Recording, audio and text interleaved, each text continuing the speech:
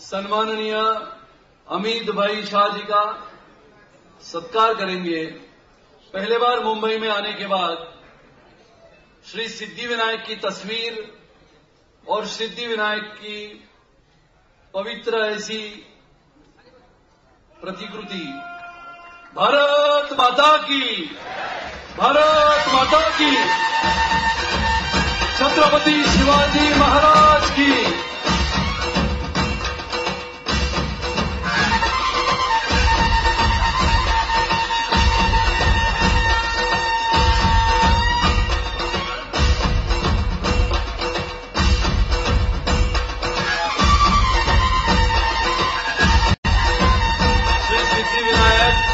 मंदिर से आया हुआ पवित्र गमछा आदरणीय अमित भाई को अर्पण करते हुए मुंबई के अध्यक्ष सम्माननीय आशीष शेलार जी, भारत माता की। भारतीय जनता पार्टी के महाराष्ट्र राज्य के चुनाव के प्रभारी माननीय सांसद श्री ओम प्रकाश जी माथुर, इनका स्वागत मुंबई के उपाध्यक्ष सुमंत कैसास करेंगे। भारतीय जनता पार्टी के महाराष्ट्र राज्य के चुनाव के प्रभारी सम्माननीय सांसद श्री ओम प्रकाश जी माथुर, इनका सम्मान भारतीय जनता पार्टी के मुंबई के उपाध्यक्ष, मुंबई के अध्यक्ष श्री आशीष शेलार जी करेंगे। भारतीय जनता पार्टी के महाराष्ट्र राज्य के प्रभारी सम्माननीय सांसद श्री राजीव प्रताप रूडी जी का स्वागत श्री अमरजीत मिश्रा जी करेंगे।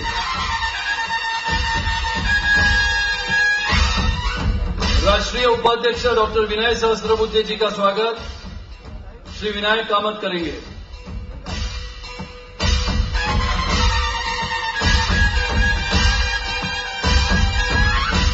भारतीय जनता पार्टी के महाराष्ट्र के अध्यक्ष सम्माननीय विधायक श्री देवेंद्र जी फडणवीस का स्वागत मुंबई के अध्यक्ष आशीष शेलार जी करेंगे। भारत माता की।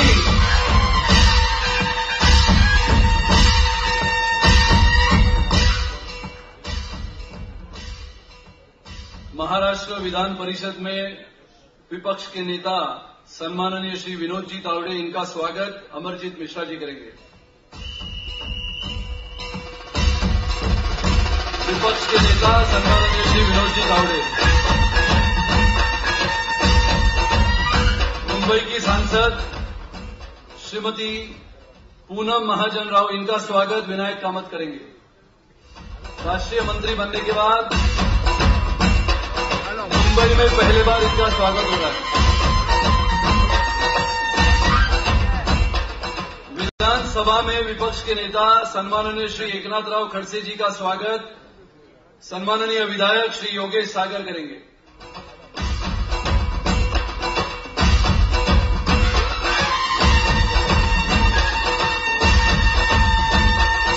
केंद्रीय मंत्री जालना के सांसद सम्माननीय श्री रावसाहेब दानवे पाटिल, इनका स्वागत भारतीय जनता पार्टी के मुंबई के महामंत्री श्री विनायक कामत करेंगे।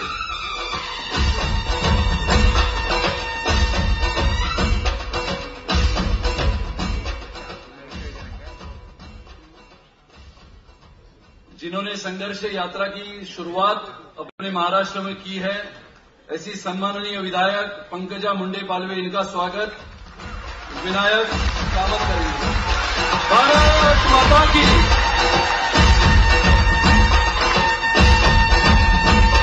भारतीय जनता पार्टी के राष्ट्रीय संगठन मंत्री आदरणीय श्री वी सतीश जी का स्वागत अमरजीत मिश्रा जी करेंगे।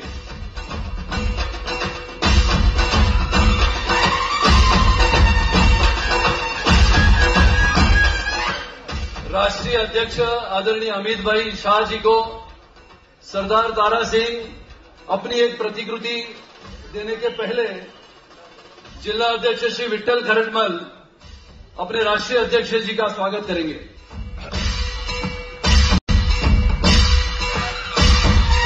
सरदार तारा सिंह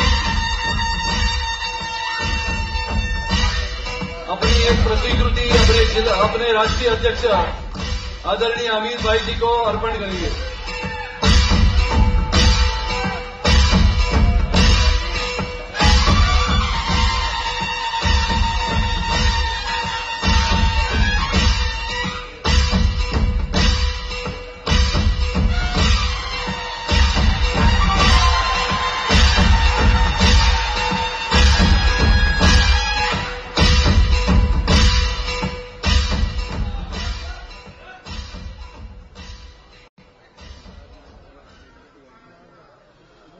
आज के इस विजय संकल्प मेलावा में उपस्थित भारतीय जनता पार्टी के सभी कार्यकर्ता भाइयों और बहनों, आज पहले बार राष्ट्रीय अध्यक्ष श्री अमित भाई शाह जी का मुंबई में आगमन हुआ है। मैं भारतीय जनता पार्टी मुंबई की ओर से सभी कार्यकर्ताओं से अनुरोध करता हूं कि तालियों की गूंज से इस षणमुखानंद हॉल में अपने अमित भाई का स्वागत तालियों की गूंज से करें। ये लहर जो लोकसभा से शुरू हुई है, उसे हमें महाराष्ट्र से जम्मू कश्मीर की ओर लेके जाना है। मैं मुंबई के सम्माननीय अध्यक्ष श्री आशीष शेलार जी से अनुरोध करता हूं कि आज के इस विजय संकल्प मेलावा में आए हुए भारतीय जनता पार्टी के सभी कार्यकर्ताओं से संबोधित करेंगे।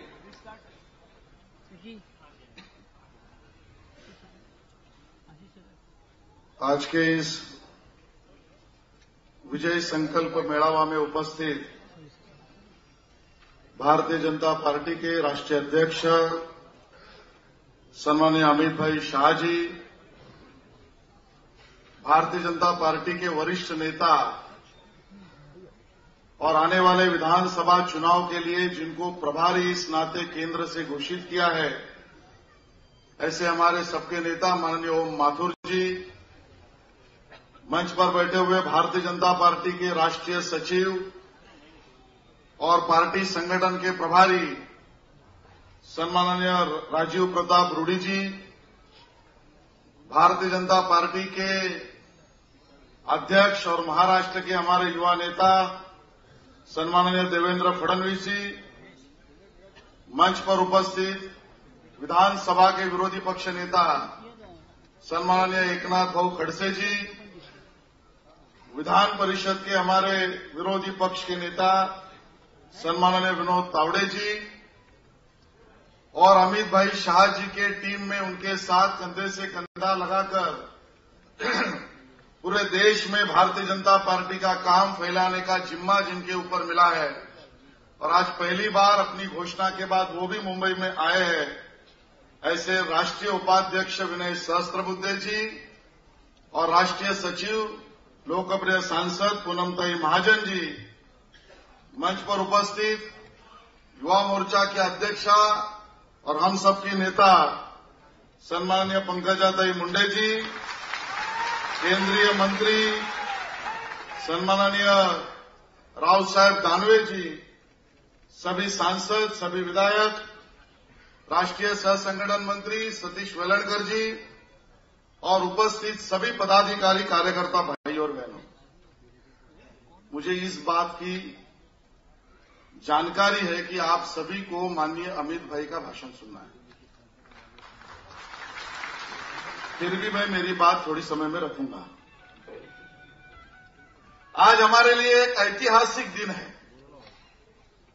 भारतीय जनता पार्टी के आने वाले चुनाव के लिए आज का दिन ये बहुत ऐतिहासिक दिन है और आज से महायुति के विजय की शुरुआत इस मंच से षणमुखानंद हॉल से शुरू हो चुकी है। इस प्रकार का यहां पर माहौल है और इसके लिए सबसे पहले तो मैं माननीय अमित भाई का स्वागत मुंबई शहर के 1,40,00,000 रहिवासियों की तरफ से तहे दिल से करता हूं कि आपने हमारा न्योता स्वीकार किया और आज मुंबई शहर में आप सभी को मिलने के लिए यहां पर उपस्थित हो चुके हैं। मित्रों, कुछ सालों पहले एक फिल्म बनी थी। फिल्म बहुत चली भी थी और उस फिल्म का नाम था कहीं खुशी कभी गम।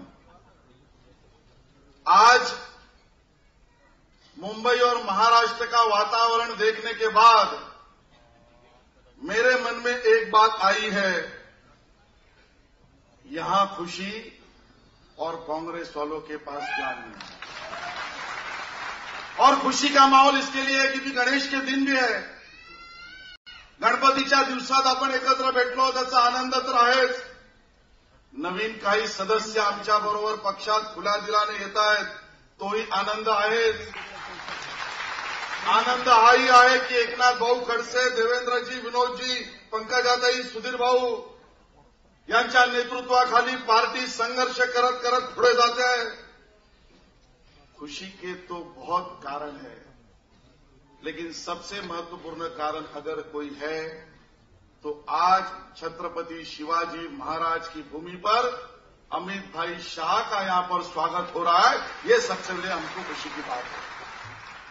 बहुत सारे पत्रकार मित्रों ने मुझे पूछा, होर्डिंग को देखकर चर्चा भी बहुत की, और एक होर्डिंग हमारा ये भी था, विजयाचा वारा महाराष्ट्रात आला। विजयाचा वारा महाराष्ट्रात आला। अमितभाईंच्या बाबतीत बोलण्यासारख्या गोष्टी खूप असल्या, पत्रकार मित्र खूप प्रयत्न करत असले तरी ठळक रूपाने दिसणाऱ्या गोष्टी एकाच शब्दात मावलेल्या आहेत। अमित भाई का पूरा परिचय एक ही शब्द में रखा हुआ है, और उस शब्द का नाम है सिर्फ और सिर्फ विजय, और विजय के ऊपर बढ़ने वाला नेतृत्व अमित भाई का। अजब शक्ति का नेतृत्व भारतीय जनता पार्टी के पास अमित भाई के रूप में है। कभी कभी प्रश्न पड़ता है कि इतना बड़ा स्ट्राइकिंग रेट और कोई नेता को आज तक मिला ही नहीं। 2009 में उत्तर प्रदेश में भारतीय जनता पार्टी की 10 सीटें थी। 2014 में 10 से निकलकर 70 हो गई।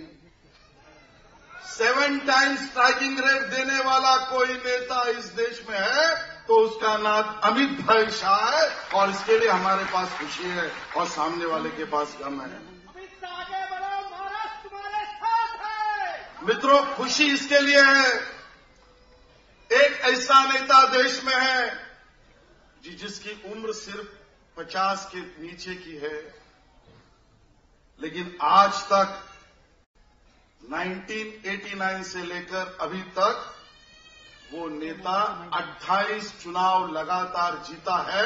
उस नेता का नाम अमित भाई शाह है, और इसके लिए हमें खुशी है और सामने के लिए गम है। मित्रों, उनका वर्णन करते समय किसी ने कहा है perfect modern day politician. Social media network में भी आगे, ट्विटर में भी आगे, कार्यकर्ताओं के साथ चर्चा करने में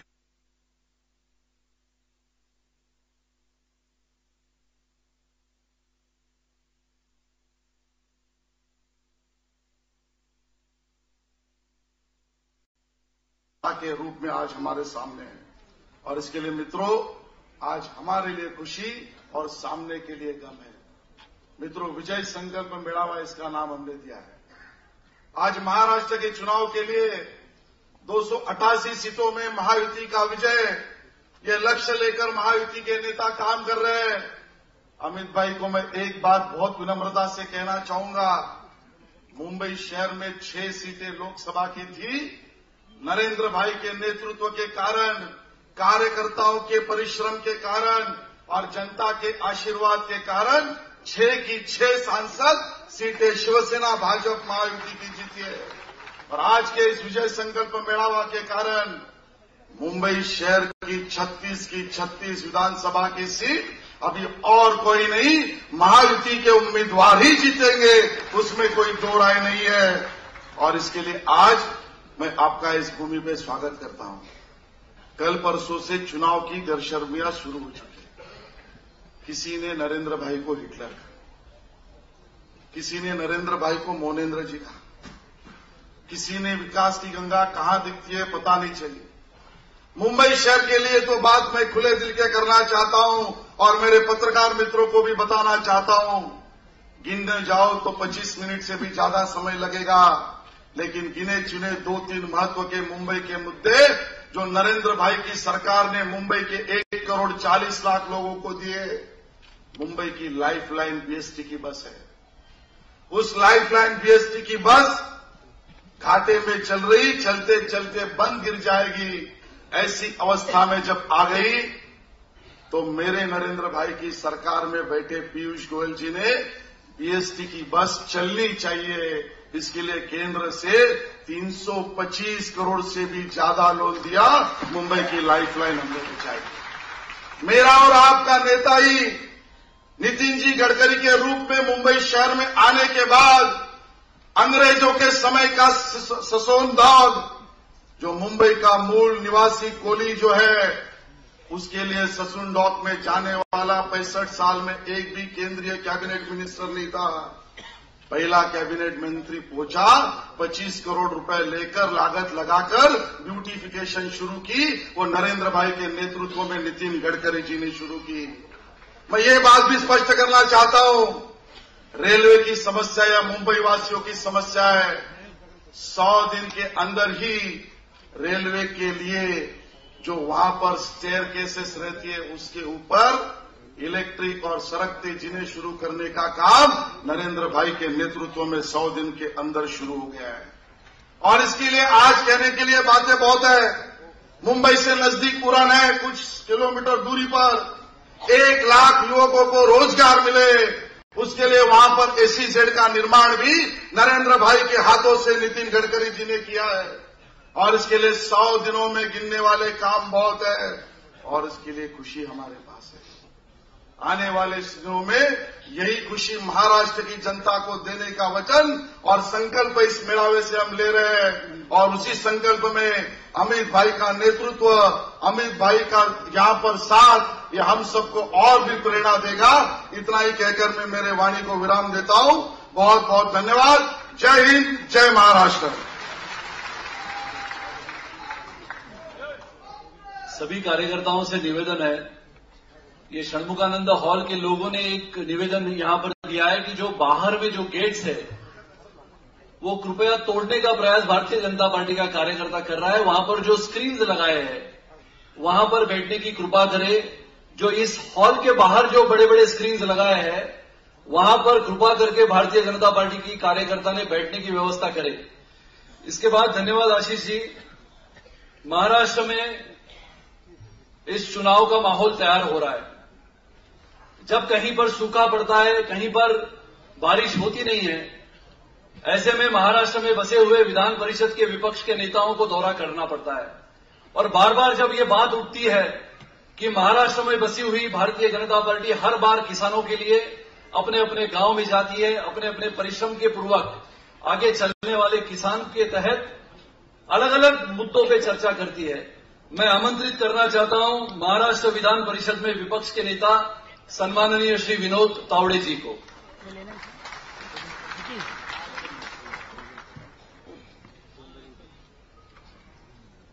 भारतीय जनता पार्टी के राष्ट्रीय अध्यक्ष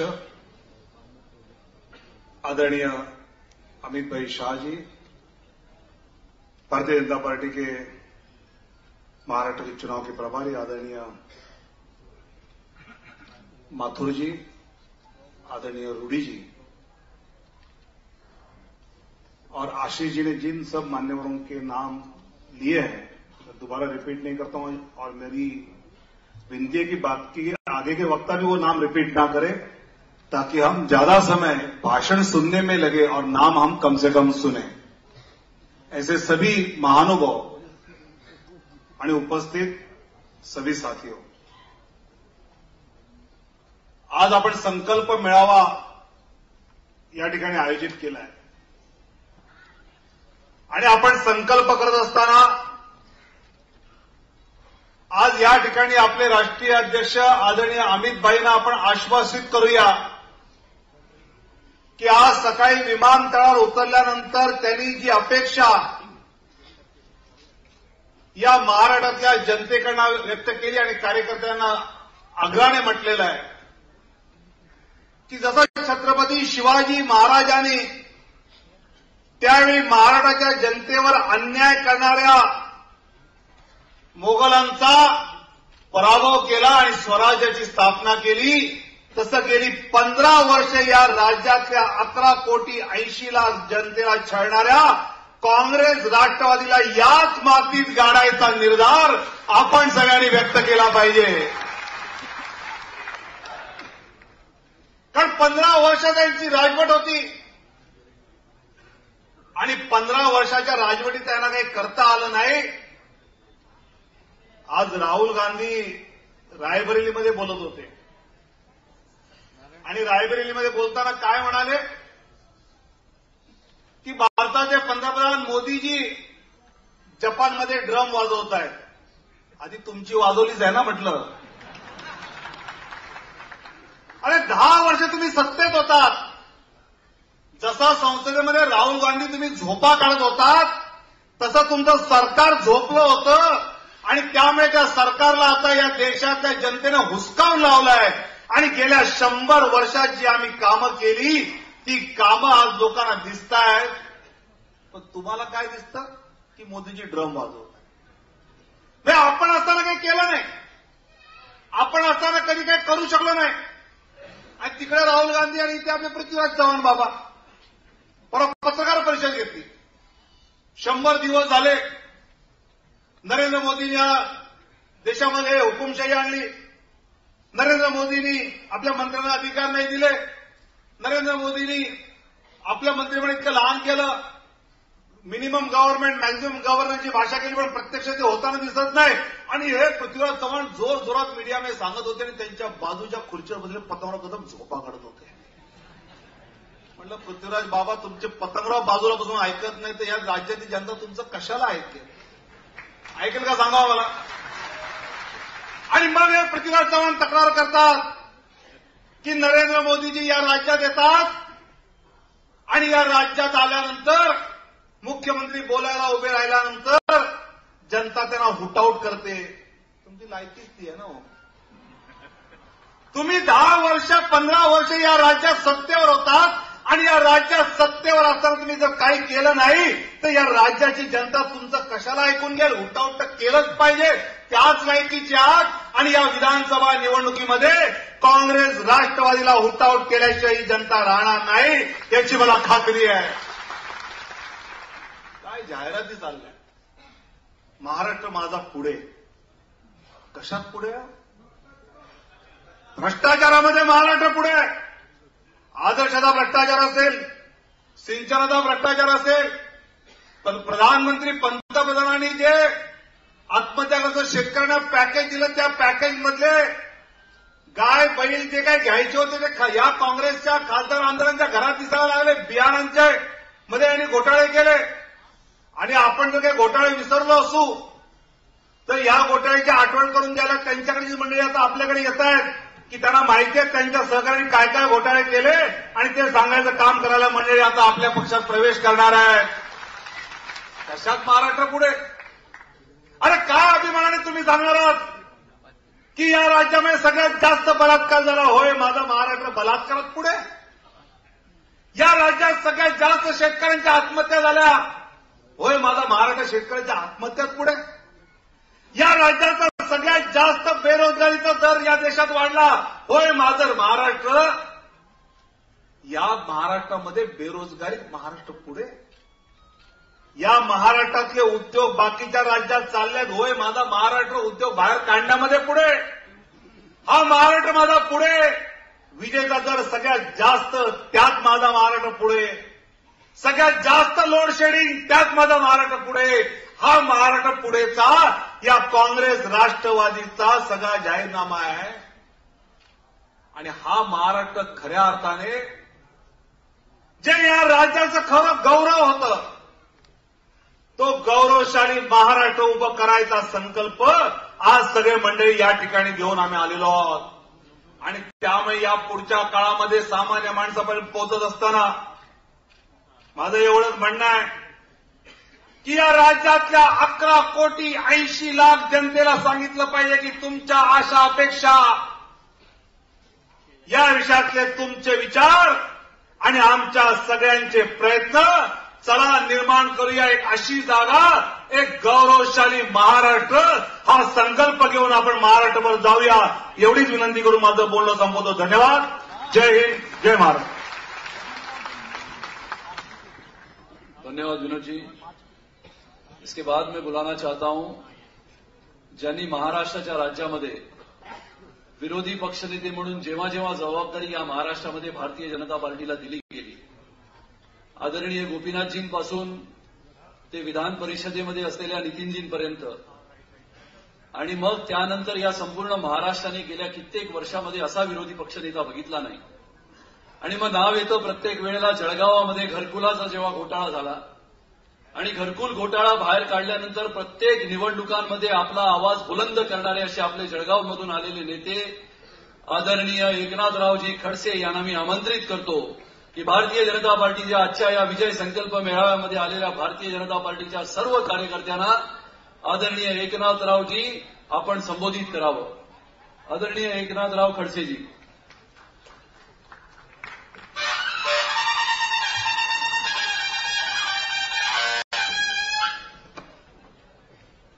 आदरणीय अमितजी, आदरणीय व्यासपीठावर उपस्थित सन्माननीय ओपी माथुरजी, प्रतापजी रूडी, देवेंद्रजी फडणवीस, विनोदजी तावडे, आशिषजी शेलार, सन्माननीय व्यासपीठ उपस्थित सर्व कार्यकर्ते बंधू भगिनी आणि मित्रांनो, सर्वप्रथम अमितभाईंचं मी या महाराष्ट्रामध्ये स्वागत करतो पहिल्यांदा आल्याबद्दल. लोकसभेच्या निवडणुका पार पडल्या आणि तेव्हापासून आजपर्यंत निव्वळ भारतीय जनता पार्टीचा कार्यकर्ता नाही तर या महाराष्ट्रामधील सर्व वृत्तपत्रकार, छायाचित्रकार असतील, इलेक्ट्रॉनिक मीडिया असेल, त्या विविध वर्गातले ज्यावेळेस प्रतिनिधी भेटायला यायचे तर तो एक प्रश्न प्रामुख्याने विचारायचे कि अमित जी शाह महाराष्ट्र में कब आने वाले. पूरे देश में लोकसभा का वातावरण था, पूरे देश में लोकसभा में जीत हमारी हो गई और उस समय से एक आकर्षण अमित जी आपके बारे में महाराष्ट्र के नहीं तो पूरे देश के लोगों में होगा कि अरे अमित जी ऐसा कौन सा व्यक्ति है कि जिन्होंने उत्तर प्रदेश हो ऐसे प्रदेश में सबसे ज्यादा यश हम लोगों के संपादित किया और ज्यादातर महाराष्ट्र के कार्यकर्ताओं की आशा ये बढ़ गई कि यह जब अमित जी का पदार्पण यहां महाराष्ट्र में होगा तो विश्वास हम लोगों को बढ़ गया कि भाई महाराष्ट्र में महायुति की सत्ता आना अब दूर नहीं है. 15 वर्ष झाले या महाराष्ट्रामध्ये राष्ट्रवादी काँग्रेस आघाडीचं सरकार आणि या 15 वर्षामध्ये सातत्यानं निवडणुकांना आपण सामोरं जातो दर 5 वर्षाने. आजही या महाराष्ट्रातल्या विधानसभेच्या निवडणुकांना सामोरे जात असताना जसं दिल्लीवरून अमितजींची अपेक्षा आम्हाला होती, आम्ही आसुरपणे वाट बघत होतो, वैसा अमितजी हमारे दिल में, हमारे मन में, आमच्या मनामध्ये एक खंत आहे की इतक्या वर्षामधल्या निवडणुका आम्ही लढवल्या, इतक्या वर्षामध्ये निवडणुकीचा आम्ही संघर्ष केला.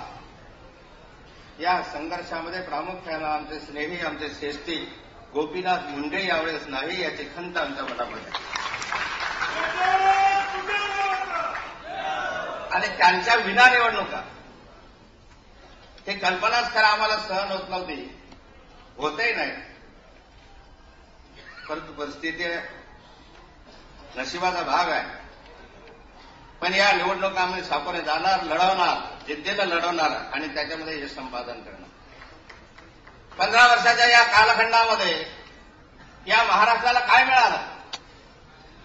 विरोधकांनी सांगितलं या ठिकाणी मोठ्या प्रमाणावर जाहिराती आहेत. अगदी 5-7 दिवसापूर्वी 10 दिवस झाले असतील माननीय मुख्यमंत्री आणि मी एका मिटिंगच्या निमित्तानं सोबत बसलो आणि मुख्यमंत्र्यांना म्हटलं की जाहिराती तर सुंदर आहेत तुमच्या, महाराष्ट्र पहिल्या क्रमांकावर.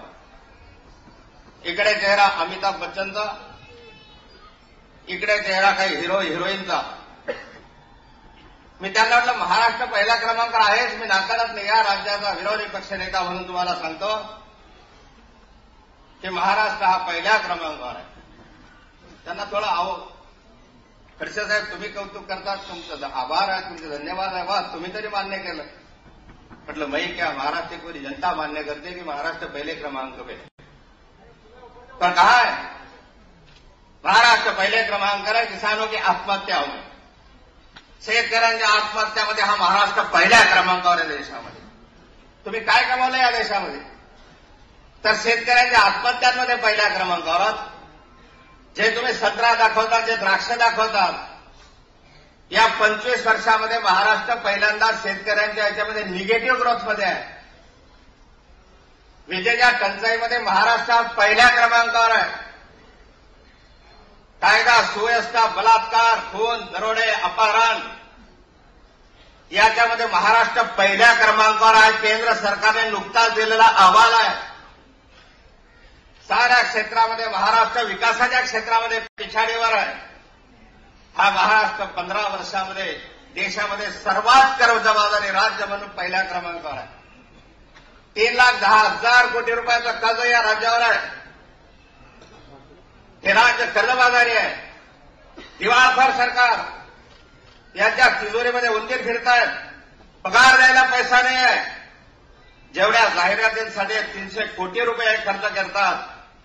मुख्यमंत्र्यांना मी सांगितलं, सांगावं, दरवर्षी 1200 कोटी रुपयाचे कर्ज रोखे आज महाराष्ट्र काढतायत. दरवर्षी काही दर महिन्याला, वर्ष नाही, दर महिन्याला 1200 कोटी रुपयाचे कर्ज रोखे काढतात आणि जाहिराती देत आहे. मला उत्तर द्यावं मुख्यमंत्र्यांनी, खरं की खोटं? पुराव्यानिशी दर महिन्याला 1200 कोटी काढायचे, कर्ज रोखे काढायचे, जाहिराती द्यायच्या, पगार द्यायचे. पगार द्यायला यांच्याकडे पैसा नाही आहे. दिवाळखोर सरकार. आणि आज निवडणुकाला सामोरे जातात. मरता मरता कर्ज वाढवत आहे. राज्यामधला कोणताही वर्ग या सरकारवर खुश नाही. उद्योजक, व्यापारी, सुशिक्षित बेरोजगार आणि त्या माध्यमातून राज्य मागायला गेलं, पिछाडीला गेलं. घोटाळ्यामध्ये हे राज्य पहिल्या क्रमांकावर आहे. साऱ्या क्षेत्रात घोटाळा. जमिनीचे घोटाळे 106 प्रकरणं मी मुख्यमंत्र्यांना 3 वर्षापूर्वी दिले, ज्याच्यामध्ये 80,000 कोटी रुपयाचं नुकसान आहे, घोटाळा आहे. राज्यपालांकडे गेलो, सीडब्ल्यूसीकडे गेलो, मुख्यमंत्र्याकडे गेलो, विधानसभेत मुख्यमंत्र्यांना समोरासमोर 15 वेळा तरी विचारलं असेल की का तुम्ही कारवाई करत नाही. नुसते पारदर्शक म्हणवतात, परंतु भ्रष्टाचाराला संरक्षण देणारे मुख्यमंत्री आहे. एकमेकांना साथ देणारे मुख्यमंत्री आहे. दोनों मिलके मिलेंगे, सब मिलके खाएंगे, अशी स्थिती आहे. या 15 वर्षामध्ये छत्रपती शिवाजी महाराजांचं स्मारक यांना उभं करता आलं नाही. या 15 वर्षामध्ये इंदुमिलची जागा यांना देता आली नाही. जातीपातीच्या नावानं राजकारण करत असताना समाजामध्ये फूट पाडून यांनी आजपर्यंत राजकारण केलं. 2004ला जेमसेनचा विषयाला महाराष्ट्र पेटवला, सत्तेमध्ये आले. 2009ला जातीमध्ये फूट पाडले, सत्तेवर आले. पण आता या महाराष्ट्रातली जनता तुम्हाला भुली पडणार नाही. आणि या महाराष्ट्रातली जनता या निवडणुकीत तुम्हाला काढल्याशिवाय राहणार. काय बोलताय? अजितदादा काही वेगळं बोलतात, मुख्यमंत्री काही वेगळं बोलतात. मला तर ते अजितदादा पाटला पवार साहेबांचं कौतुकच वाटलं. काय शब्द वापरले हो मागच्या वेळेस त्यांनी. हे जनतेची अवहेलना नाही आहे, म्हणजे एक प्रकारची गुर्मी नाही आहे. सत्तेची गुर्मी, सत्तेचा माज, आणि हा माज उतरवण्याची आता वेळ आहे. आणि ही संधी आहे.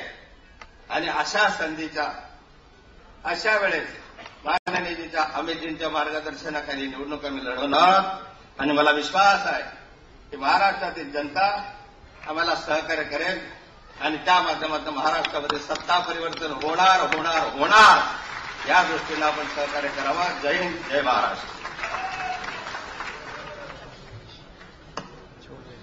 धन्यवाद एकनाथरावजी. भारतीय जनता पार्टी में वैसे तो ये कहा जाता है कि लोकसभा के चुनाव के पश्चात जैसे कि समुद्र में खड़ी हुई एक नौका की तरफ अगर हम देखते हैं और वो जहाज या नौका अगर डूबने वाली नौका है तो उसमें बसे हुए कुछ लोग भागते हुए उस नौका की तरफ से जाते हुए एक ऐसी नौका की तरफ जाते हैं जिसका नाम है भारतीय जनता पार्टी. मैं आमंत्रित करता हूं ऐसे लोगों से, ऐसे नेताओं से, राष्ट्रीय अध्यक्ष भारतीय जनता पार्टी के हाथों से उनका प्रवेश भारतीय जनता पार्टी में आज होने जा रहा है. कांग्रेस और राष्ट्रवादी कांग्रेस के तमाम नेतागण जो आज भारतीय जनता पार्टी में प्रवेश करने जा रहे हैं, भारतीय जनता पार्टी के राष्ट्रीय अध्यक्ष आदरणीय अमित भाई शाह जी के हस्ते उनका सभी का यहां पर स्वागत होगा. सबसे पहले मैं आमंत्रित करना चाहता हूं कांग्रेस के कद्दावर नेता सम्माननीय श्री भास्कर राव खतगांवकर जी को, जिन्होंने नांदेड़ लोकसभा क्षेत्र से 3 बार लोकसभा चुनाव जीता, 3 बार विधायक बने. ऐसे नांदेड़ से आए हुए कांग्रेस के कद्दावर नेता भास्कर राव खद्दावकर जी का भारतीय जनता पार्टी के श्री अमित भाई शाह, भारत माता की, छत्रपती शिवाजी महाराजांचा, बाबासाहेब आंबेडकरांचा, भास्करराव खद्दावकर जी के साथ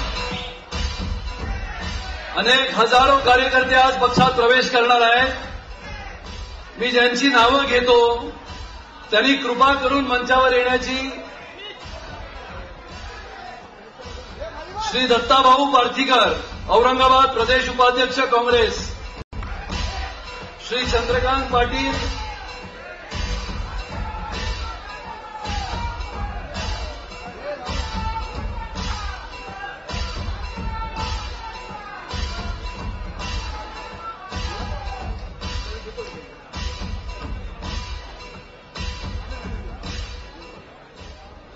राष्ट्रवादी कांग्रेस की और एक नेता, पूर्व मंत्री श्रीमती सूर्यकांताताई पाटिल जी को मैं निमंत्रित करता हूं. पूर्व केंद्रीय मंत्री, ग्राम विकास का विभाग उनके पास था. ऐसे पूर्व मंत्री राष्ट्रवादी कांग्रेस श्रीमती सूर्यकांताताई पाटिल, इनका स्वागत भारतीय जनता पार्टी के राष्ट्रीय अध्यक्ष अमित भाई शाह जी के हाथों से हो गया. मैं आमंत्रित करना चाहता हूं पूर्व राष्ट्रवादी कांग्रेस के अध्यक्ष आणि आपल्या सर्वांना माहीत असलेले वारकरी संप्रदायाचे प्रमुख आदरणीय माननीय श्री बबनराव पाचपुते जी. भारत माता की.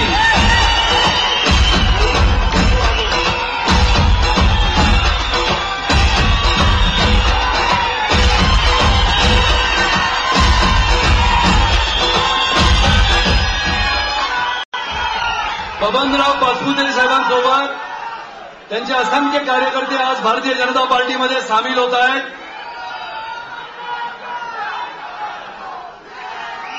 त्याच्यासोबत आणखीन एक भारतीय जनता पार्टीमध्ये सामील होणारे राष्ट्रवादी काँग्रेसचे तसेच एक चांगले नेते, पूर्व मंत्री, पूर्व गृह राज्यमंत्री डॉक्टर श्री माधवराव किनाळकरजींना मी आमंत्रित करतो की भारतीय जनता पार्टीमध्ये त्यांचं स्वागत आहे.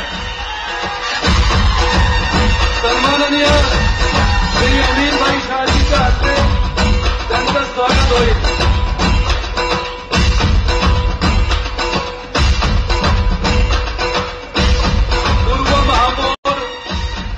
पूर्व महापौर श्री अजय सिंग भिसेन यांचा सुद्धा आज भारतीय जनता पार्टीमध्ये प्रवेश होत आहे. माननीय सन्माननीय श्री अमित भाई शाहजींना विनंती करतो की श्री अजय सिंग भिसेन, पूर्व महापौर नांदेड, सन्माननीय बबनराव पाचपुते, सन्माननीय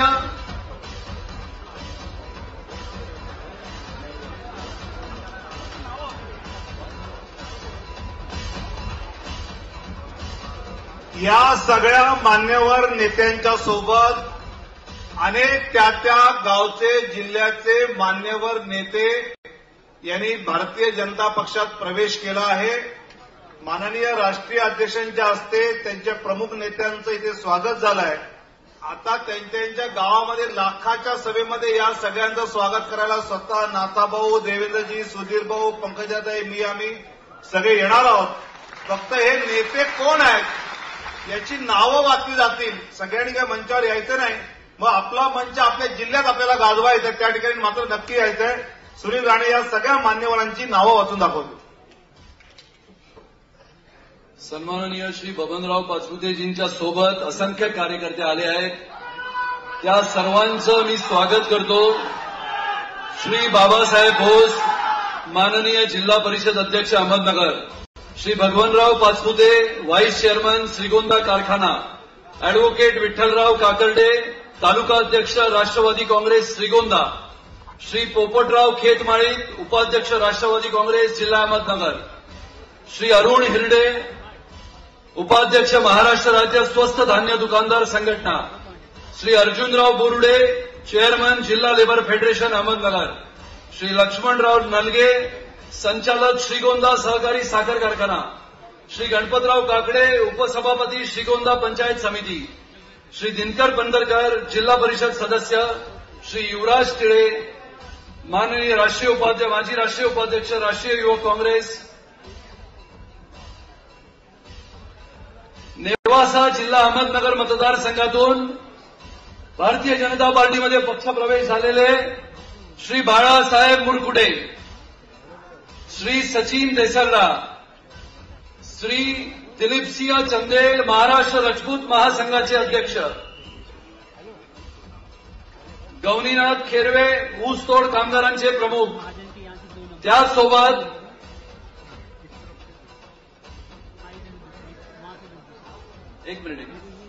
सन्माननीय श्री भास्करराव पाटील खतगावकर यांच्यासोबत प्रवेश झालेले अनेक कार्यकर्ते आहेत. त्यामध्ये प्रमुख असे दत्ताभाऊ पार्थिकर औरंगाबाद, माजी नगराध्यक्ष श्री चंद्रकांत पाटील, श्री भगवानराव आलेगावकर, व्यंकटराव पाटील, प्रताप पाटील, श्री मंगल देशमुख, श्री अशोक पाटील, श्री गणपत मुंडे, श्री अरविंद भारतीया, डॉक्टर मृणाल पाटील, श्री सुशील जाधव, विजय लोखंडे, एएस हशमी, श्री अरुण मराठे,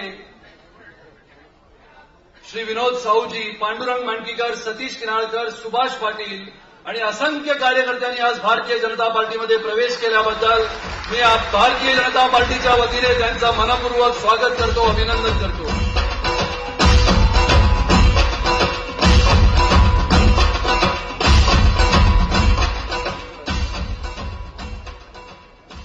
मी भारतीय जनता पार्टीच्या महाराष्ट्र प्रदेशाचे अध्यक्ष सन्माननीय आमदार श्री देवेंद्रजी फडणवीस यांना आमंत्रित करतो की या विजय संकल्प मेळाव्याला उपस्थित असलेल्या हजारोंच्या संख्येने उपस्थित राहिलेल्या कार्यकर्त्यांना संबोधित करावं. भारत माता की.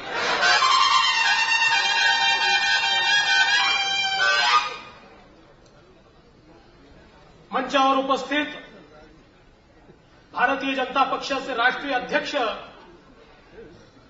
आणि खऱ्या अर्थानं भारतीय जनता पक्ष आणि महायुतीला महाराष्ट्रामध्ये विजयाकडे जे घेऊन जाणार आहेत असे अमित भाई शहा, मंचावर उपस्थित विरोधी पक्ष नेते एकनाथरावजी खडसे, विनोदजी तावडे, या निवडणुकीकरता विशेषत्वाने निवडणूक प्रभारी म्हणून आम्हाला या ठिकाणी प्राप्त झालेले आणि ज्यांनी अनेक निवडणुका, मग गुजरात असो, राजस्थान असो, मध्य प्रदेश असो, निवडून आणल्या, ते ओमजी माथुर, लोकसभेमध्ये आमच्यासोबत खांद्याला खांदा लावून काम करत होते असे आमचे प्रभारी आदरणीय राजू प्रताप रूढीजी, विनय सहस्त्रबुद्धेजी, पूनम महाजनजी, रावसाहेब दानवेजी, पंकजाताई मुंडे, व्ही सतीशजी, खासदार किरीट सोमय्याजी, खासदार गोपाळ शेट्टीजी, खासदार कपिल पाटीलजी,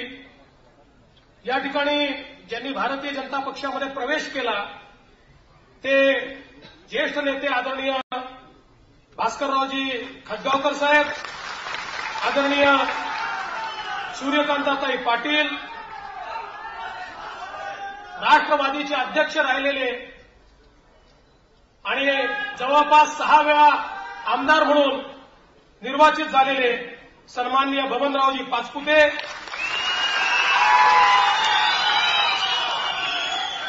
अशोक चव्हाणांना ज्यांनी सळोखी पळ करून सोडलं असे माधवराव किन्हाळकरजी, या ठिकाणी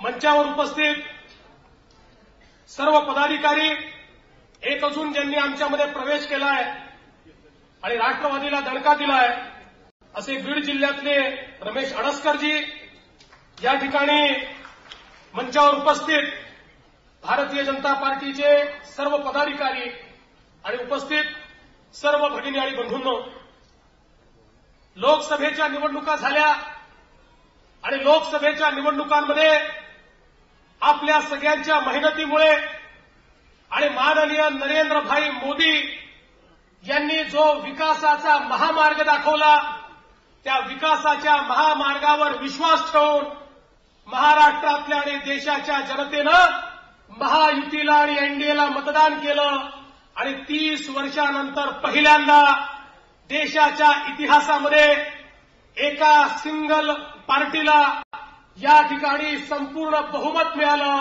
आणि मोदीजींच्या नेतृत्वामध्ये भारतीय जनता पार्टीने ते बहुमत प्राप्त केलं.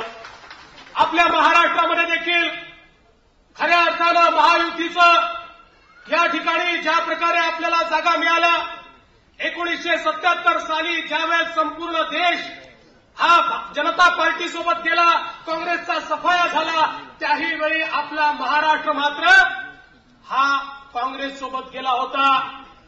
त्यावेळी देखील काँग्रेसला त्या ठिकाणी जागा मिळाल्या होत्या, पण यावेळी मात्र मोदीजींचा जादू असा चालला की या महाराष्ट्रामध्ये शिवसेना, भारतीय जनता पार्टी आणि आमची जी महायुती आहे, या महायुतीला 48 पैकी 42 जागा मिळाल्या. काँग्रेस राष्ट्रवादीचा आम्ही सफाया केला. बंधू भगिनींनो, या निवडणुकीच्या आधी मी सांगितलं होतं 2009च्या निवडणुकीमध्ये राष्ट्रवादी काँग्रेस जो राष्ट्रीय पक्ष आहे, राष्ट्रीय पक्ष म्हणून त्यांचे 8 लोक निवडून आले होते आणि मी असं सांगितलं होतं की 2009 साली राष्ट्रवादी काँग्रेस इनोव्हा पार्टी झाली, त्याचे 8 सदस्य एका इनोव्हात बसवले की राष्ट्रीय पार्टी चालली दिल्लीला. मी सांगितलं होतं या निवडणुकीमध्ये राष्ट्रवादी काँग्रेस ही इनोव्हा पार्टी देखील राहणार नाही, ती नॅनो पार्टी होईल आणि तुम्ही सगळ्यांनी तेच करून दाखवलं. राष्ट्रवादी काँग्रेसला नॅनो पार्टीमध्ये तुम्ही रूपांतरित केलं, त्यांचे 4च आपण निवडून दिले. पण काँग्रेसची अवस्था त्याच्यापेक्षा वाईट केली. काँग्रेसला तर तुम्ही व्हेस्पा पार्टी बनवलं, त्यांचे 2च सदस्य तुम्ही या ठिकाणी निवडून पाठवले. आता या देशामध्ये परिवर्तन झालंय, पण बंधू भगिनींनो, देशातल्या परिवर्तनातून मोदीजींच्या विकासाचा महामार्ग महाराष्ट्राकरता खुला होत नाही.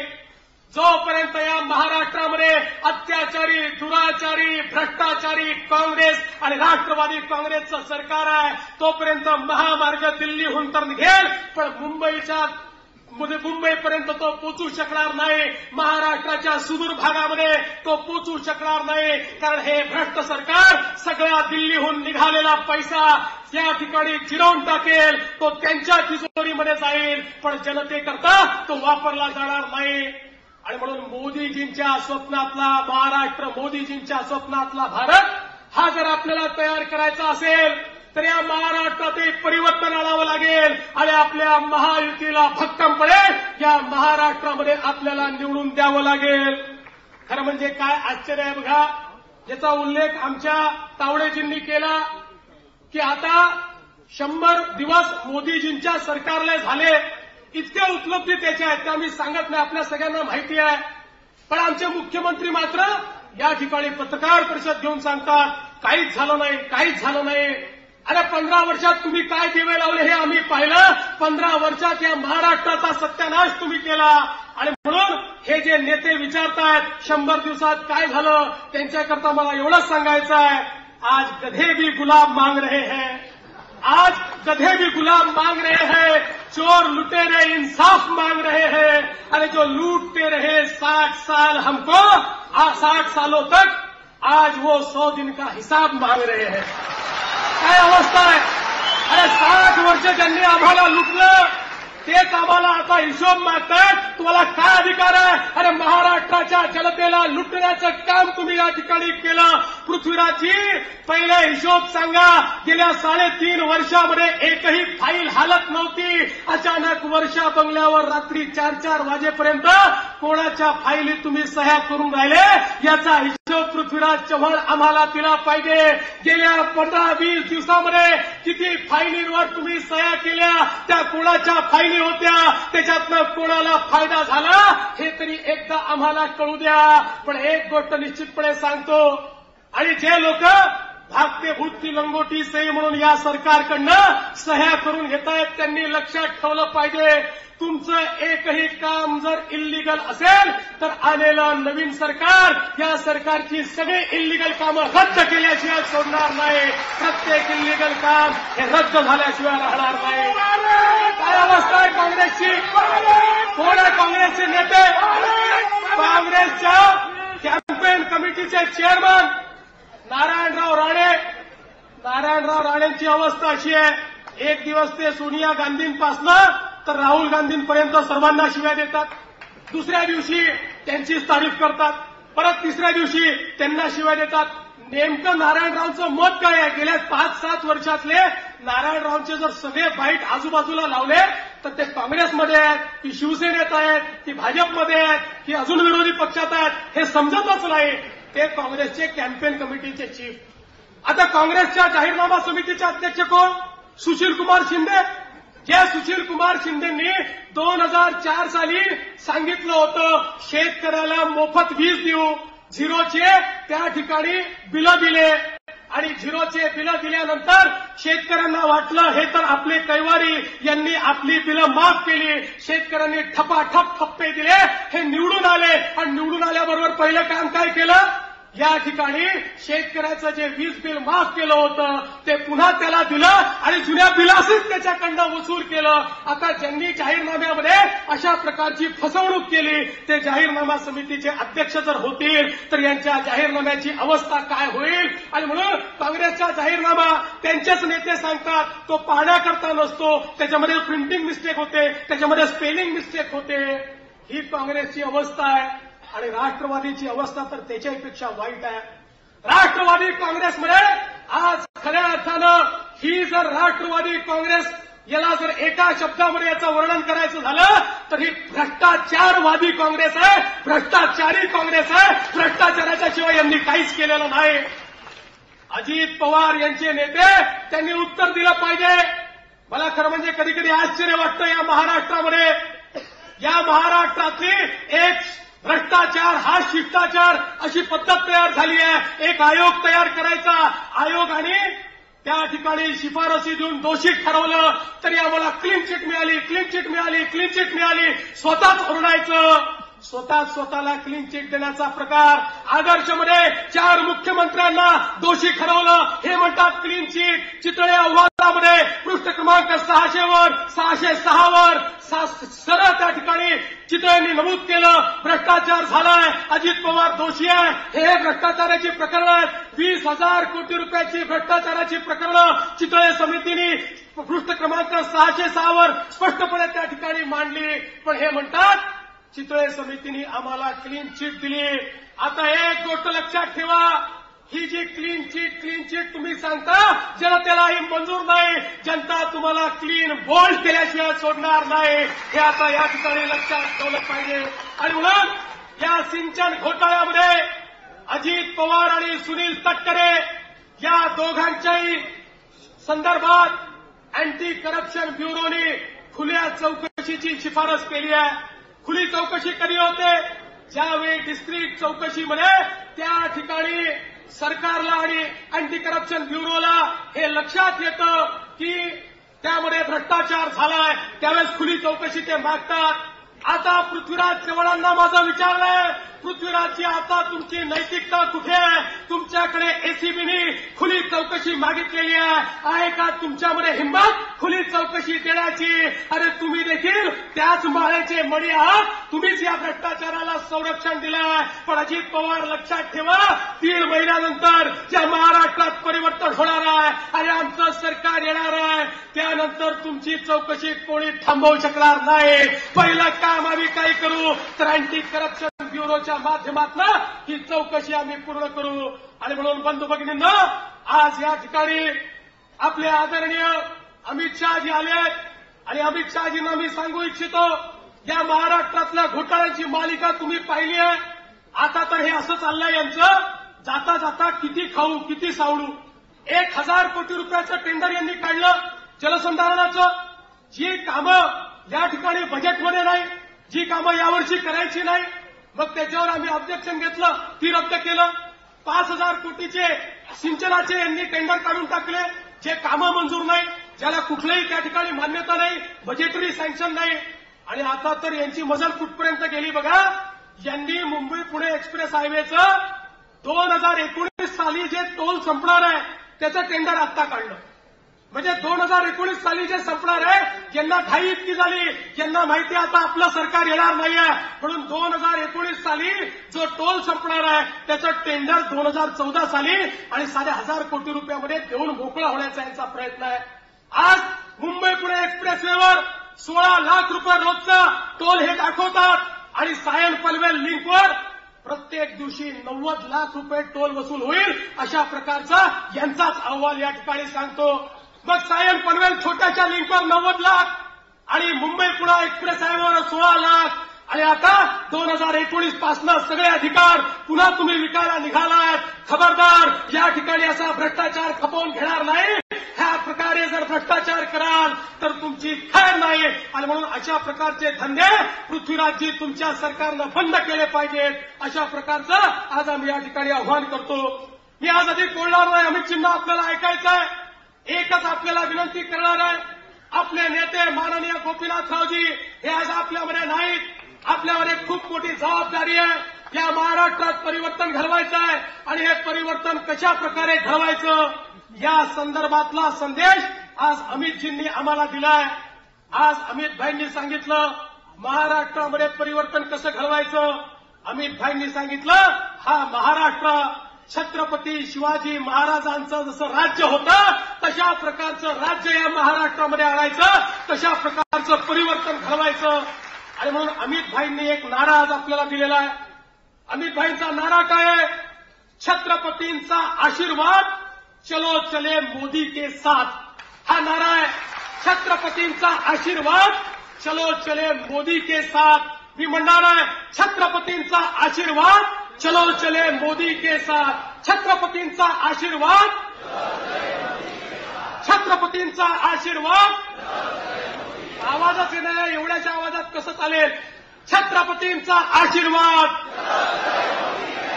छत्रपतींचा आशीर्वाद, चलो चले मोदी के साथ. धन्यवाद. जय हिंद, जय महाराष्ट्र. धन्यवाद देवेंद्र जी. भारतीय जनता पार्टी के राष्ट्रीय अध्यक्ष सम्माननीय श्री अमित भाई शाह जी के पहले, जैसे देवेंद्र जी ने कहा कि इस महाराष्ट्र में आने वाली जो सरकार है भारतीय जनता पार्टी के साथ महायुति की होगी.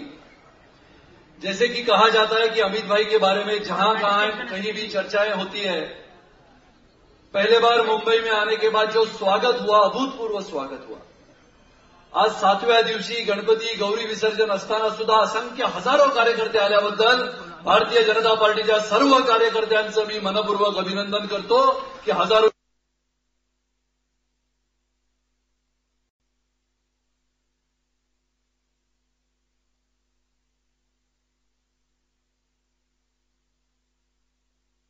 अपनी प्रखरता, ओजस्विता और मौलिकता के विचार और व्यापक गुणों का नाम आता है. लोकसभा के चुनाव में उत्तर प्रदेश में सबसे बेहतर प्रदर्शन करने के लिए मोदी जी ने जिनको सराहा गया. पहली बार 80 में से 71 सीटों पे ऐसी जीत हुई जो न बल्कि हिंदुस्तान ने बल्कि पूरे विश्व ने देखी. अब महाराष्ट्र, हरियाणा, झारखंड और जम्मू कश्मीर के चुनाव की चुनौती है और मैं मानता हूं कि भारतीय जनता पार्टी के लाखों कार्यकर्ताओं के साथ, अमित भाई के साथ हम कंधे से कंधा मिलाते हुए आगे चलते हुए महाराष्ट्र में भारतीय जनता पार्टी को जीत दिलाने का विश्वास आज हमारे राष्ट्रीय अध्यक्ष को हम देंगे. मैं आमंत्रित करता हूं माननीय श्री राष्ट्रीय अध्यक्ष अमित भाई शाह जी को कि भारतीय जनता पार्टी के कार्यकर्ताओं को संबोधित करें. भारत माता की, भारत माता की, भारतीय जनता पार्टीचा, भारत माता की.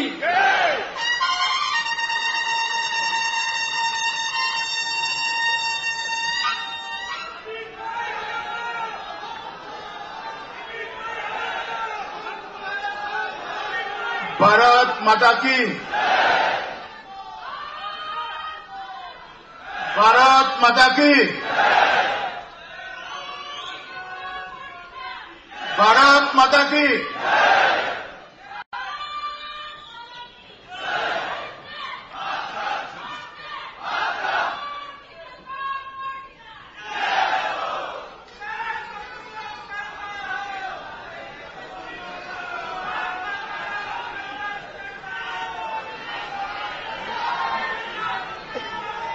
अब एक बार सब लोग साथ में बोलेंगे। एक बार सब लोग साथ में बोलेंगे और बाद में मुझे बोलने देंगे। भारत माता की।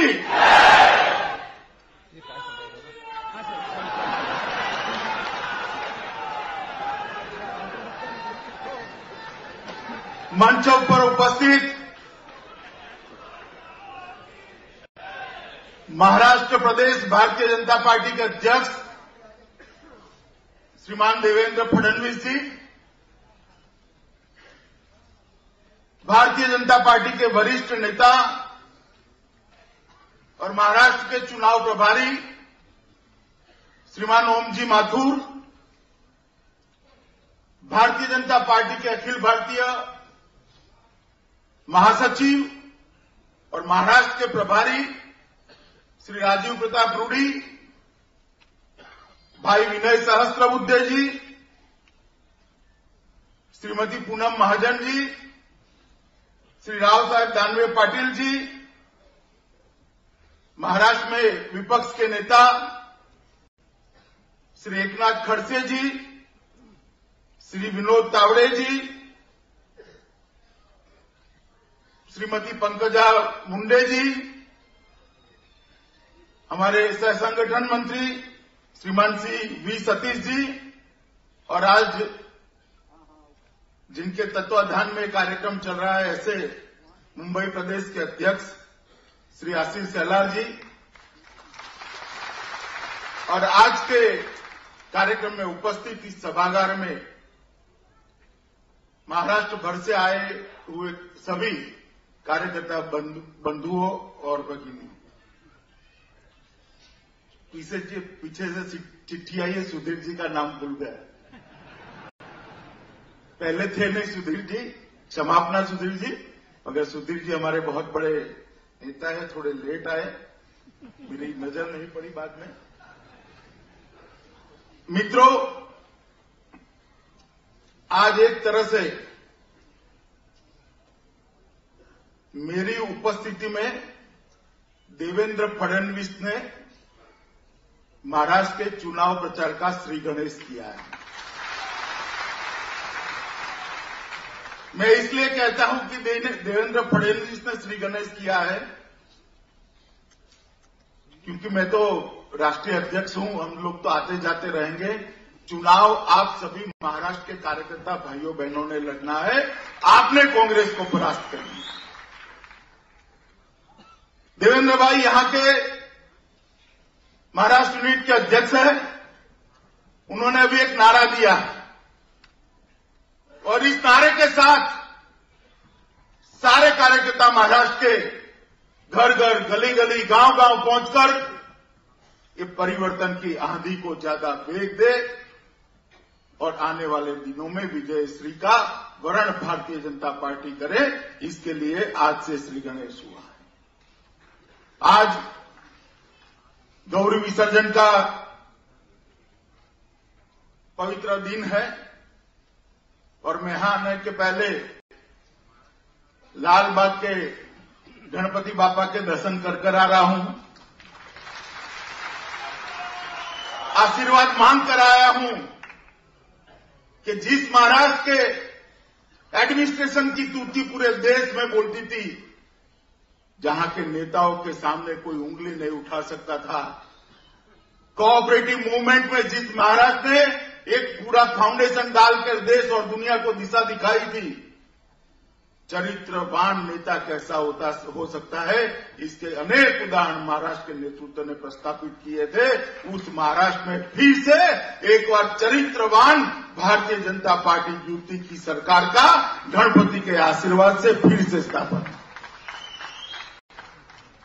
मित्रों, ये समर्थ रामदास की भूमि है, तुकाराम जी की भूमि है, ज्योतिबा फुले, लोकमान्य तिलक, डॉक्टर आंबेडकर और बाला साहब ठाकरे की भूमि है।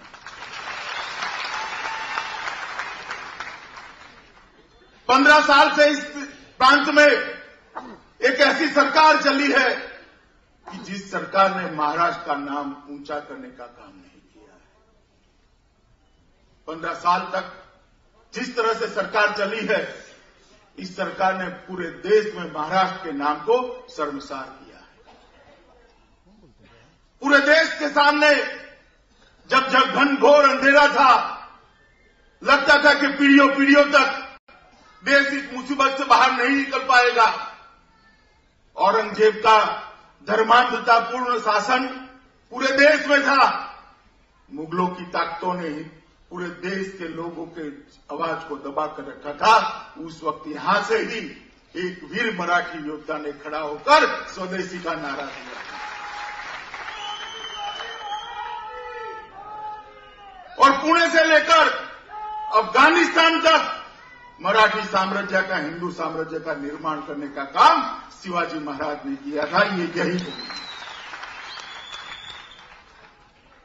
शिवाजी का नाम सिर्फ स्वराज के साथ नहीं जोड़ा जाता। वो ठीक है, इतिहास ने एक अलग प्रकार से उनको चित्रित किया है, मगर जिन्होंने इतिहास को बारीकी से देखा है, तरीके से देखा है, उनको मालूम है सिर्फ स्वराज के साथ शिवाजी का नाम जोड़ना शिवाजी महाराज के साथ अन्याय है। शिवाजी का सबसे बड़ा योगदान अगर हिंदुस्तान के इतिहास में है तो सुराज्य की स्थापना करने में भी शिवाजी का योगदान। उस जमाने में जब जनता के हित की चिंता कहीं थी नहीं, राजे महाराजों का जमाना था, बादशाहों का जमाना था, नवाबों का जमाना था। उस वक्त कोई राजा अपनी जनता की चिंता कैसे कर सकता है, इसका उदाहरण अगर किसी ने पेश किया था तो वो शिवाजी महाराज ने पेश किया था। वो ये प्रदेश है और यहाँ 15 साल से एक के बाद एक कांग्रेस और एनसीपी की युति के जो मुख्यमंत्री बैठते हैं, उन्होंने क्या किया, कितने बदल गए, क्यों बदले? सिर्फ क्यों बदले इतना पूछे तो पूरी सरकारों का इतिहास लिख दिया जाएगा कि बदलना क्यों पड़ा। इतने घोटालों की भरमार की है कि घोटालों की सूची मुझे दी है अभी प्रदेश ने। चारा घोटाला, इरिगेशन घोटाला, आदर्श घोटाला, मध्याह्न भोजन घोटाला, सर्व शिक्षा अभियान घोटाला, गोबर खाद घोटाला, रोड निर्माण घोटाला। अगर इस सूची में पढ़ने जाऊं तो 7 दिन की भागवत सप्ताह का समय भी कम पड़ जाए, मगर ये सूची समाप्त नहीं। इतनी लंबी सूची। ये ताली बजाने की बात नहीं है मित्रों, दिल में आक्रोश पैदा होना चाहिए। भारतीय जनता पार्टी के एक कार्यकर्ता को गुस्सा आना चाहिए। 15 साल किस तरह का शासन चला यहां पर? 11,88,000 करोड़ रुपया ये कांग्रेसी खा गए। 11,88,000 करोड़ रुपया कोई छोटी रकम नहीं होती। क्या मतलब है 11,88,000 करोड़ रुपए का? इसका मतलब है 5 साल पूरी महाराष्ट्र की सरकार चल जाए, महाराष्ट्र के रोड बन जाए, महाराष्ट्र के रास्ते बन जाए, गटर का काम हो जाए, बिजली का काम हो जाए, शालाएं चल जाए, दलितों का काम हो, आदिवासी का काम हो, तब भी 11,88,000 करोड़ का खर्च नहीं होता। इतना पैसा एक कांग्रेसी और राष्ट्रवादी मिलकर खा गए। और जनता को जाकर बताने का दायित्व मेरे सामने बैठे हुए भारतीय जनता पार्टी के कार्यकर्ता का, जन जागृति का दायित्व विपक्ष में बैठने वाले कार्यकर्ता का। मैं पूछना चाहता हूं कहां गए पैसा? अगर आपके पास एड्रेस नहीं है तो मैं देना चाहता हूं। ये कांग्रेस के जितने मंत्री हैं ना, उनके बेटे, भतीजे, दामाद, उनकी संपत्तियां देख लीजिए, पैसों का एड्रेस अपने आप मिल जाएगा। गरीब किसान के लिए गाय खरीदने के लिए आया हुआ पैसा किसी एमएलए के घर पे गाय बांधने में खर्च होता है, तब दिल में भारतीय जनता पार्टी के कार्यकर्ता को दर्द होना चाहिए। शहीदों की विधवा को आशियाना देने के लिए जो जमीन आवंटित की गई थी, वहां नेता अपने सगे संबंधियों को अगर फ्लैट देते हैं तो भारतीय जनता पार्टी के कार्यकर्ता के मन में आक्रोश पैदा होना चाहिए। क्या आप लोग चाहते हैं कि अगले 5 साल भी ये सरकार चले? चाहते हैं? ना कहने से कुछ नहीं होगा। मंच पर बैठे हुए हर एक नेता से लेके महाराष्ट्र के दूर सुदूर फैले हुए हर गांव के भारतीय जनता पार्टी के कार्यकर्ता ने संकल्प न करना पड़ेगा कि उखाड़ कर फेंक दीजिए इस सरकार को, फेंक दीजिए इस सरकार को। मोदी जी ने नारा दिया है कांग्रेस मुक्त भारत का। महाराष्ट्र में जब तक कांग्रेस है, कांग्रेस मुक्त भारत नहीं हो सकता। महाराष्ट्र में से कांग्रेस को उखाड़ने का काम महाराष्ट्र भारतीय जनता पार्टी के कार्यकर्ता ने करना पड़ेगा। निकाल दीजिए मन में से आशंका। विजय हमारा निश्चित है, मगर विजय ऐसा चाहिए कि यहां पर भी कहे कि लीडर ऑपोजिशन का तो पद दे दो। ऐसा विजय करके आइए कि विजय लीडर ऑपोजिशन का पद लेने के भी लाले पड़ जाए। अभी अभी दिग्विजय सिंह जी कहते थे कि हम इसलिए हार गए कि राहुल जी मौन रह गए। अरे दिग्विजय सिंह जी, अगर राहुल जी को ज्यादा बुलाए होते तो 44 भी न आते। अच्छा था मौन रह गए, तो कुछ तो चुनकर आ गए। और आज भी महाराष्ट्र के नेता यहां से पत्र भेजते हैं कि राहुल जी का मौन चालू रहने दीजिए, यहां मत भेजिएगा। वहां चिंतन हो रहा है कांग्रेस का नेता कौन होगा, राहुल जी के नेतृत्व में चलेंगे या प्रियंका जी को लाना है। हमारे यहां चिंतन होता है कि भारतीय जनता पार्टी की सरकार कैसे बनाना। मित्रों, एक ऐसा नेतृत्व हमें मिला है जिसके नेतृत्व में देश फिर से विकास के रास्ते पर चल पड़ा है। मैं मानता हूं कि विकास आजादी के बाद जिस प्रकार के हमने सपने देखे थे, वो सपनों को पूरा करने के लिए विकास बहुत जरूरी है, मगर साथ में भी एक आजाद देश के नागरिक के लिए यह भी बहुत जरूरी है कि दुनिया में हम सर ऊंचा कर खड़ा रह सके। एक हमें ऐसा प्रधानमंत्री मिला है जिसके कारण हम गर्व से कह सकते हैं कि हाँ, हम हिंदुस्तानी हैं और हमारा प्रधानमंत्री श्री नरेंद्र मोदी है। मित्र, बहुत सालों के बाद लाल किले की प्राचीर से पढ़ने वाला नहीं, बोलने वाला प्रधानमंत्री इस देश को मिला। सचिवों के लिखे हुए भाषण नहीं पढ़ता है व्यक्ति, मन की वेदना से बने हुए सपनों को आंखों के माध्यम से देखकर जीवा के माध्यम से लोगों के बीच में रखने का काम नरेंद्र मोदी। बहुत समय के बाद ऐसा नेता मिला है कि जिसके सामने बुलेट प्रूफ का कोई कवच नहीं है, जनता से सीधी आंख मिलाकर बात करता है। बुलेट प्रूफ नहीं चाहिए। सबसे ज्यादा खतरा होने के बाद भी इतनी दिल में हिम्मत है कि मेरी जनता के सामने देश के तिरंगे को फहराने में अगर बुलेट प्रूफ चाहिए तो ऐसी सुरक्षा मुझे नहीं चाहिए। ये कहने की हिम्मत नरेंद्र मोदी ने। प्रधानमंत्री ने पूरी दुनिया के सामने हिंदुस्तान के महत्व को स्थापित करने का काम किया। जब मोदी जी ने शपथ ली तब पूरे 60 देशों को बुलाने का काम किया। स्वाभाविक रूप से इस उपमहाद्वीप में सबसे बड़ा देश हिंदुस्तान है। हिंदुस्तान की फर्ज बनती है कि सबको साथ में ले, साथ में लेकर सबको भी विकास के रास्ते पे ले जाए।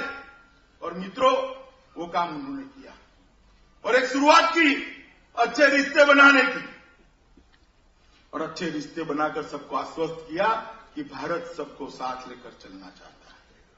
उसी वक्त उन्होंने न्योता दे दिया कि भारत और पाकिस्तान के बीच में भी अब वार्ता शुरू होने का समय आ गया है। सचिव स्तर की वार्ता शुरू करने के लिए न्योता दिया, पाकिस्तान ने इसको स्वीकार किया। मगर हर बार की तरह पाकिस्तान ने तुरंत ही, जैसे ही वार्ता का समय नजदीक आया, कश्मीर के अलगाववादियों के साथ संवाद शुरू करना का एक प्रयास किया, हुर्रियत के लोगों को निमंत्रित किया, और कोई सरकार होती तो मीटिंगें होती, सचिवों की होती, मंत्रियों की होती, प्रधानमंत्री के साथ मीटिंग होती, क्या करेंगे, अमेरिका क्या सोचेगा, पाकिस्तान क्या सोचेगा, शांति वार्ता का क्या होगा, फलाने का क्या होगा, ढिकामे का क्या होगा, ये सब बातें चलती। मगर ये भारतीय जनता पार्टी की सरकार है, नरेंद्र मोदी की सरकार है। एक ही पल में निर्णय लिया गया कि आप अलगाववादियों के साथ बात करना चाहते हो, हुर्रियत कॉन्फ्रेंस के बात करना चाहते हो, तो हिंदुस्तान के साथ बात नहीं हो सकती। हमारे लिए देश की एकता और अखंडता और देश की सुरक्षा से बढ़कर कुछ नहीं है। शांति चाहिए, मगर देश की सुरक्षा के बलि चढ़ाकर नहीं चाहिए। हमें शांति चाहिए, मगर देश की एकता और अखंडता की बलि चढ़ाकर नहीं चाहिए। इस बात को पूरी दुनिया के सामने स्पष्ट कर दिया, और जिस त्वरित गति से फैसला हुआ, किसी को कोई कहने का मौका भी नहीं मिला और एक संदेश चला गया। इसी तरह से अगली सरकार ने एक फैसला किया था वर्ल्ड ट्रेड ऑर्गेनाइजेशन में कि भारत के किसान जो अनाज की पैदावार करेंगे उसको सपोर्ट प्राइस से सरकारें खरीद नहीं कर सकती। ये यूपीए सरकार का फैसला था, जो अपने आप को किसानों के हामी कहते हैं, किसानों की सरकार कहते हैं, उन लोगों का फैसला था और शरद राव की उपस्थिति में ये फैसला हुआ था। मैं पूछना चाहता हूं शरद पवार जी को कि जब हिंदुस्तान के किसान के हित के खिलाफ एक फैसला हो रहा था, शरद जी किस उद्योगपति के साथ आपकी मीटिंग चल रही थी? क्यों नहीं बचाया आपने किसानों को? मगर जैसे ही भारतीय जनता पार्टी की सरकार बनी मोदी जी के नेतृत्व में, भारतीय जनता पार्टी की सरकार ने इस फैसले को नकार दिया कि हम विश्व के बाजार के अंदर डिसिप्लिन खड़ी हो, इसके लिए तो सहमत है, मगर मेरे किसान की बलि चढ़ाकर नहीं। इस देश के किसान की बलि चढ़ाकर डब्ल्यूटीओ के साथ हम नहीं जा सकते। हमारी प्रायोरिटी, हमारी प्राथमिकता देश का किसान है। वो बात मोदी जी की इस घटना ने सिद्ध कर रख दी। मित्रों, कई बातें ऐसी, ये महाराष्ट्र प्रदेश, आपके आसपास के सारे प्रदेश एनडीए के शासन में है ना। गोवा आपका पड़ोसी है, एनडीए का शासन है, भाजपा का शासन है। गुजरात, छत्तीसगढ़, मध्य प्रदेश, थोड़े दूर चले जाइए तो राजस्थान, सबकी सब जगह भाजपा है। सब जगह पे 24 घंटा बिजली हर गांव में मिलती है, 24 घंटा बिजली। और महाराष्ट्र में 12 घंटा 16 घंटा बिजली नहीं मिलती। गांव की बात छोड़िए, कुछ दिन पहले अगर पीयूष गोयल बीच में न पड़ते तो मुंबई का भी ये हाल हो जाता। क्या हो गया महाराष्ट्र को? एक जमाना था कि देश के विकास दर का नेतृत्व महाराष्ट्र करता था। एक जमाना था देश के कृषि विकास दर का नेतृत्व महाराष्ट्र करता था। एक जमाना था जब देश के इन्वेस्टमेंट के आंकड़े आते थे तो सब लोग 2 नंबर ही देखते थे, पहला नंबर नहीं देखते थे, क्योंकि वो महाराष्ट्र का तय था। 15 साल में क्या हो गया? 15 साल में इंडस्ट्रियल डेवलपमेंट ठप हो गया, कृषि विकास दर 2% के नीचे चल गई, रोजगारी के मामले में देश में सबसे ज्यादा पिछड़ गए, सालाना 3000 किसान आत्महत्या करने लगे। किस प्रकार का शासन एनसीपी और कांग्रेस ने दिया है? किस प्रकार का शासन दिया है? क्या करने के लिए आपको शासन दिया था? आपको महाराष्ट्र को जहां है वहां से आगे ले जाने के लिए शासन दिया था। महाराष्ट्र में एक बार भाजपा युति की सरकार बनी है। हमारी सरकार थी तब कहा जाता था कि मुंबई में एक नई गाड़ी भी खरीदनी है ना तो दाऊद के पंटरों को खंडनी देनी पड़ती थी। याद है आपको ये दिन? याद है या नहीं है भाई? किसने मुक्त किया इस त्रास से मुंबई को? भारतीय जनता पार्टी की सरकार ने किया। गोपीनाथ जी भारतीय जनता पार्टी के उप मुख्यमंत्री थे और गृह मंत्री थे। उस वक्त ये त्रास से मुक्त हुआ था। आज फिर से वहां लाकर महाराष्ट्र को खड़ा कर दिया। 15 साल तक लूट मचाकर इतने सारे घोटाले, 11,88,000 करोड़ रुपए के घोटाले मित्रों, और सूची तो बहुत लंबी है। हर चीज में घोटाला किया है। देश में अगर कोई घोटाला करके जाता है तो भी महाराष्ट्र का नेता जाकर करता है। सीडब्ल्यूजी का तो महाराष्ट्र से कोई लेन देन नहीं है ना, मगर सीडब्ल्यूजी का घोटाला किसने किया? तो महाराष्ट्र के नेता है ना। तो देश में भी बड़ा घोटाला होता है तो उसमें महाराष्ट्र का नाम डाल देते। अब समय आ गया है कि महाराष्ट्र को कांग्रेस से मुक्त बनाना है, एनसीपी से मुक्त बनाना है, और इसके लिए भारतीय जनता पार्टी ने मित्रों काम करना पड़ेगा।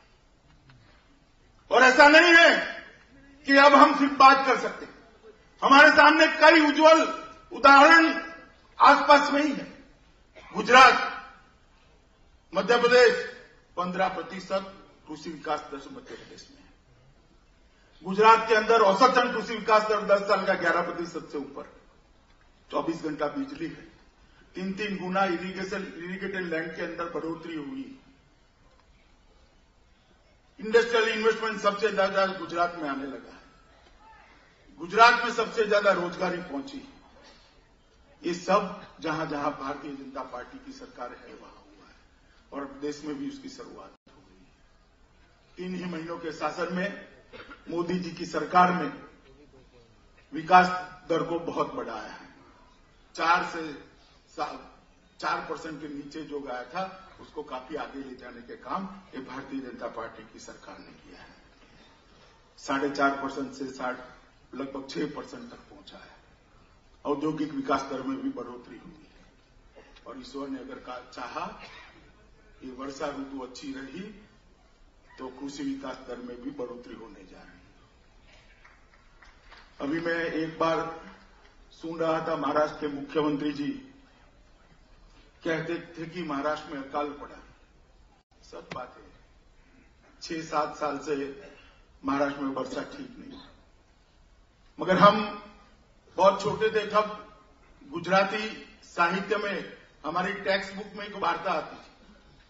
बहुत बड़े राजा थे हमारे यहां, कलापी करके बहुत बड़े साहित्यकार। वो घोड़े पे बैठकर एक बार घूमने चले, प्यास लगी, गन्ने का एक खेत देखा, खड़ा रह गए और कहा, माई प्यास लगी है, क्या करूं? तो माई ने गन्ने को काटकर राजा को गन्ने का रस पिलाया। राजा के दिल में एक सवाल उठा कि मेरा राज्य का किसान कितना समृद्ध है, गन्ना काटते ही इतना सारा गन्ने का रस निकल आया। उसने कहा, माई और प्यास लगी है, तो दूसरा गन्ना काटा, रस नहीं निकला। तो उसने पूछा, माई गन्ने को क्या होगा? कि राजा की नजर ठीक नहीं है, इसलिए गन्ने का रस गायब हो गया। यहां पर भी शासन ठीक नहीं है, इसलिए बारिश गायब हो गई। भाजपा का शासन एक बार महाराष्ट्र की जनता ला दे, अगले बार बारिश भी अच्छी होगी और कृषि भी अच्छी होगी। राजा की अगर नियत ठीक नहीं है तो ईश्वर भी मदद नहीं करता है, और राजा की नियत अगर ठीक है तो ईश्वर भी मदद करता है। पड़ोस में ही भारतीय जनता पार्टी का शासन था। आपके यहां से हमारे यहां अकाल ज्यादा पड़ता था, वहां मोदी जी का शासन था। 12 साल में एक भी साल अकाल नहीं पड़ा, यहां 15 साल में 7 साल अकाल पड़ गए। अगर राजा की नियत में खोट है तो कुदरत भी मदद नहीं करती मित्रों। इसलिए भारतीय जनता पार्टी का कार्यकर्ता आज तय कर जाए, मन में एक संकल्प लेकर जाए कि महाराष्ट्र में को फिर से देश का 1 नंबर का राज्य बनाना है। महाराष्ट्र को फिर से देश का नेतृत्व करने का काम। विकास देश का तभी 2 अंकों को छू सकता है कि महाराष्ट्र के विकास 2 अंक को छू ले, तब तक देश का विकास 2 अंकों को नहीं छू सकता। देश के विकास के लिए भी बहुत जरूरी है कि महाराष्ट्र के अंदर विकास हो। मित्रों, इसलिए इस शिवाजी महाराज की धरती को फिर से एक बार सुराज्य का अगर संदेश देना है तो भारतीय जनता पार्टी को प्रस्तावित करना पड़ेगा, भाजपा युति की सरकार लानी पड़ेगी। आने वाले दिनों में कुछ ही सप्ताह में चुनाव की घोषणा होगी, नेता अपना काम करेंगे, मगर मैं मंच पर जो नेता बैठे हैं उनको भी आप कहना चाहता हूं कि आप लोग भी यात्राएं ले लेकर गांव गांव घर घर जाने का काम करिए, मोदी जी का संदेश हर घर तक पहुंचाइए, भारतीय जनता पार्टी का विकास का मंत्र हर घर तक पहुंचाइए और शिवाजी महाराज के सपनों के प्रति जो आशाबंदी है महाराज के लोगों की, उसको फिर से एक बार जागरूक करिए, एकत्रित करिए, संगठित करिए और ये अन्यायी राज्य को उखाड़ कर फेंक देने के लिए भारतीय जनता पार्टी का कार्यकर्ता परिश्रम की पराकाष्ठा करे, बहुत जरूरी है। मित्रों, मोदी जी के शासन में आने के बाद पहली बार अगर कहीं चुनाव होना है तो महाराष्ट्र, हरियाणा, झारखंड और जम्मू कश्मीर में होना है। और जिस तरह से हमारी सरकार वहां चल रही है, मैं मानता हूं मित्रों कि शासन में परिवर्तन निश्चित होगा। काले धन पर रोक लगाने की बात हो, महंगाई पर नियंत्रण लाने की बात हो, सीमाओं को सुरक्षित करने की बात हो, औद्योगिक विकास दर की बात हो या डॉलर और रुपये का मूल्य हो, हर मोर्चे पे 100 दिन में सरकार ने बहुत सारा काम किया है। इस बात को लेकर आप लोगों के साथ जाइए और फिर से एक बार महाराष्ट्र के अंदर भारतीय जनता पार्टी का परचम नहीं आएगा। मित्रों, मैं फिर से एक बार आपको दोबारा इसलिए कहना चाहता हूं कि देश में अगर भारतीय जनता पार्टी की सरकार को सफल बनाना है, देश में अगर भारतीय जनता पार्टी के नेतृत्व को सफल बनाना है तो बहुत जरूरी है कि महाराष्ट्र जैसे महत्वपूर्ण प्रदेश के अंदर भारतीय जनता पार्टी की सरकार हो। और देश को अगर कांग्रेस से मुक्त बनाना है और भाजपा से युक्त बनाना है तो महाराष्ट्र को कांग्रेस से मुक्त करे बगैर ये कभी हो नहीं सकता। मोदी जी अहर्निश 24 घंटा प्रयास कर रहे हैं।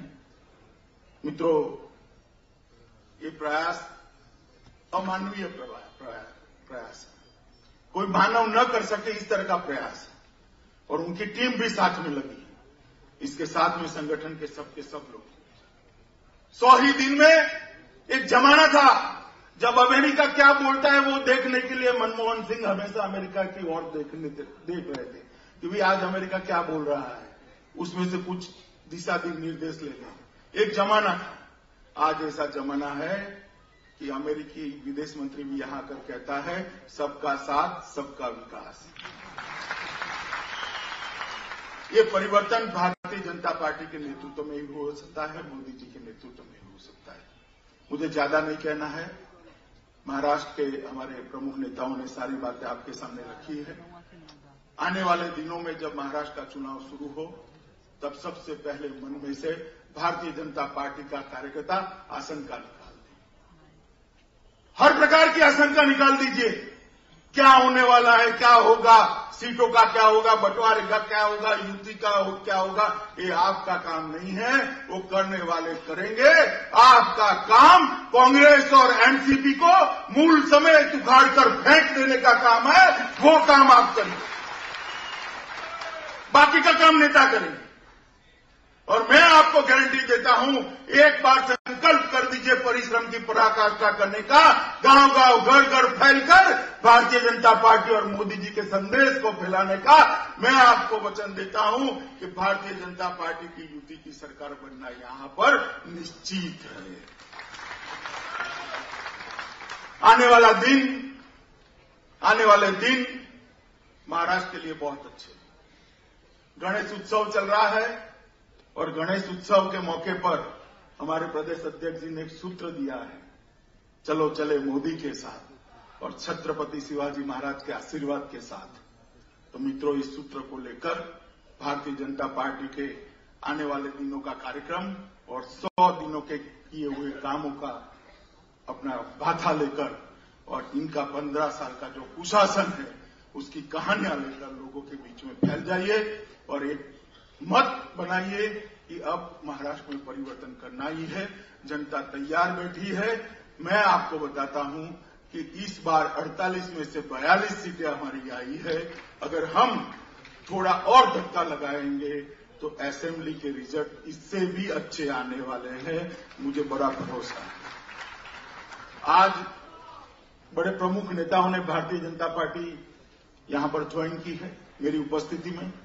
प्रदेश के अध्यक्ष, प्रदेश के मंत्री रहे हुए, सांसद रहे हुए बड़े बड़े नेता जुड़े हैं।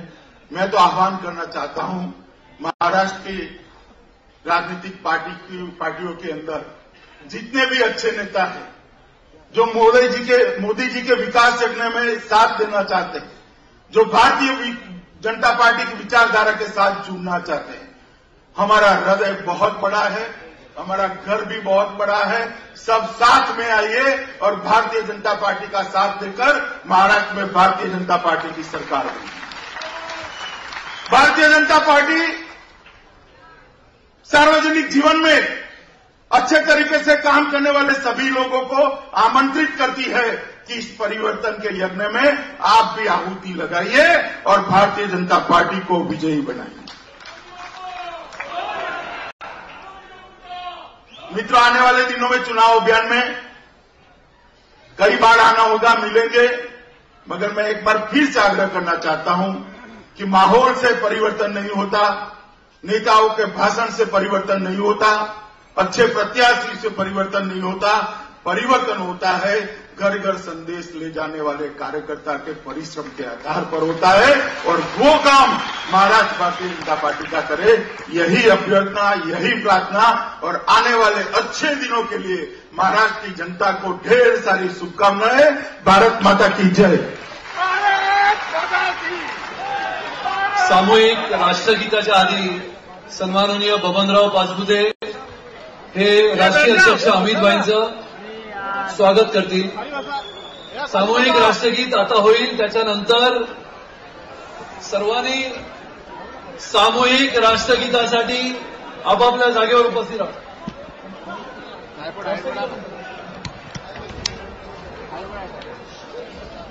कृपा करून सर्वांनी राष्ट्रगीतासाठी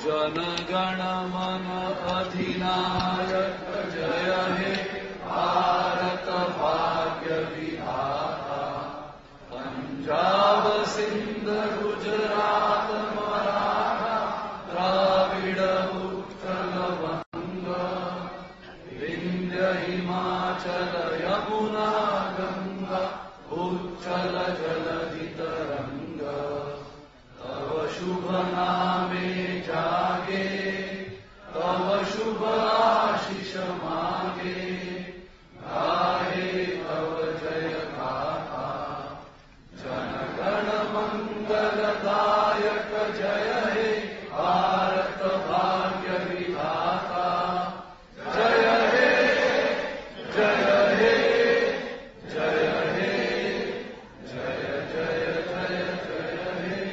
भारत माता की, भारत माता की। सन्माननीय श्री बबनराव पाचपुतेजींच्या वतीने आदरणीय अमितभाई शहाजी यांचा सत्कार होईल। सर्वांनी आपापल्या जागी उपस्थित राहायचं आहे।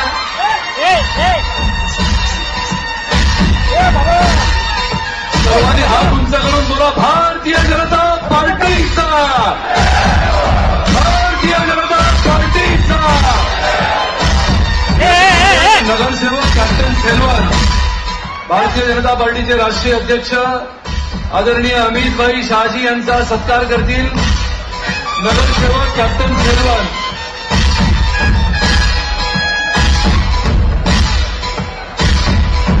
भास्करराव पाटील मुद्गावकर यांच्यासोबत अकबर खान पठाण यांनी सुद्धा भारतीय जनता पार्टीमध्ये प्रवेश केला आहे। कॅप्टन सेल्वन यांच्या वतीने आदरणीय अमितभाई शहाजी यांचा सत्कार केला होता।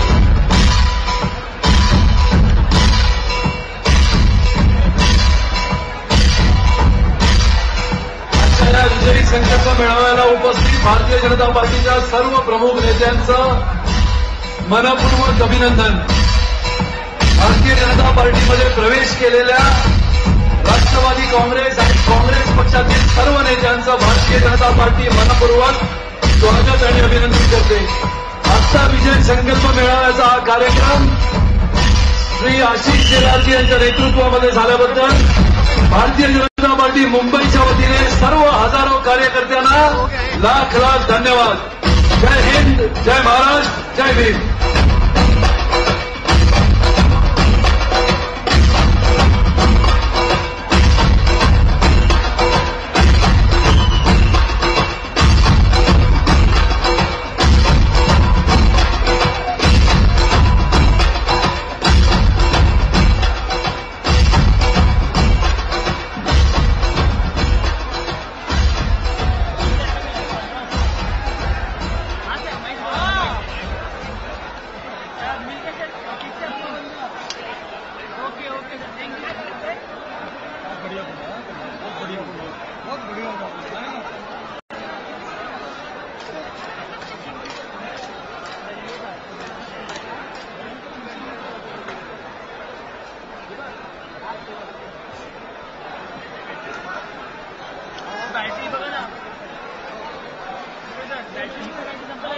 संपली पण एकदम एक काहीच नाही, झिरोवरती हे पण एक जमते, कधी जमते चांगल्या वाटलं त्याला.